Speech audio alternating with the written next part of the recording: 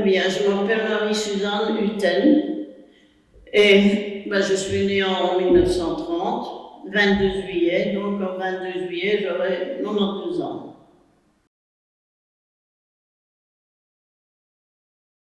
Vous savez, le chemin de fer Liège-Bruxelles, au milieu, il y a Tirlemont. Et nous habitions à Tirlemont, dans la rue de la Gare. Tout le chemin de fer a été bombardé avec des bombes incendiaires. Toute la rangée de maisons, nous habitions, toute la rue a brûlé parce que personne n'a arrêté le feu des bombes incendiaires. Donc, on n'avait plus rien du tout qu'un tas de briques. Après le 10 mai. Parce qu'ils bombardaient le chemin de fer qui venait d'Allemagne, Liège, Bruxelles. Ça fait qu'on est entré dans la guerre. J'avais une sœur, mes parents, avec rien. Rien du tout. Deux tasses qu'on a retrouvées de tout le ménage de mes parents. Ma mère, qui avait déjà connu la Première Guerre, non? Qui était née en 1903. Elle avait la peur bleue des Allemands. Alors il fallait se sauver. Et on nous a traînaillés à pied, en se sauvant des Allemands, jusque dans les Flandres, de Tirlemont, à pied. Et puis ça a été l'armistice, alors on est rentré, mais il n'y avait plus rien où rentrer. Quoi. Alors c'était très dur de passer la guerre comme ça, au départ zéro. Très dur. Mon père, qui était un homme de la campagne, quoi, il a dit sur les pavés, il n'y a rien qui pousse.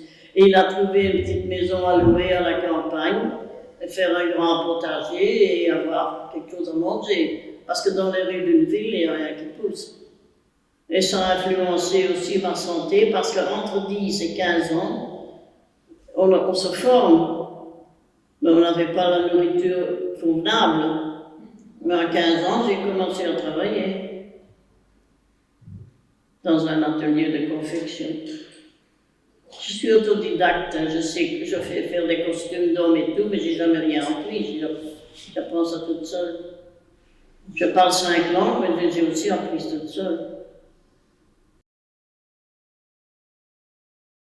Comme mon père était bilingue, par une grande chance, quand les Allemands lui ont demandé comment tu t'appelles, etc., parce qu'il était prisonnier, il a eu la bonne idée de répondre en flamand.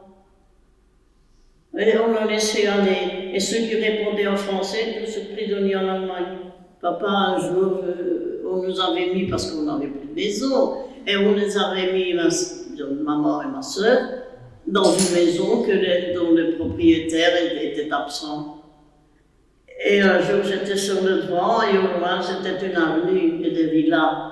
Et au loin, j'ai fleuri une silhouette, et c'était mon papa. Heureusement. Et ça, c'était dur. Bon, je ne peux pas dire que je fais que la libération. Non. On a bien vu les Américains qui sont arrivés, qui sont passés par là, parce que comme on habitait à la campagne, et c'était la dernière maison du village, alors là, il y avait des chemins de terre, comme on dit. Et là, il y avait plein de stocks américains, des piles de trucs, et tout ça. Un jour, on sonne à la porte, et j'ouvre, et c'était un des copains que je connaissais, plein de sang. Mais plein de sang. Il avait été là où il y avait tous ces trucs, et il avait vu un truc par terre, il avait donné un coup de pied dedans, c'était un détonateur, paf!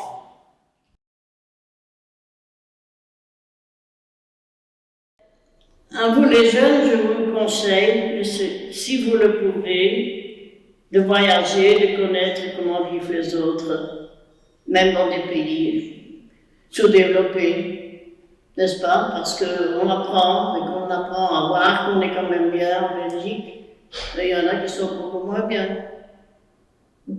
Ça, c'est très intéressant. Surtout maintenant, quand on voit ce qui se passe. Voilà, mon meilleur conseil.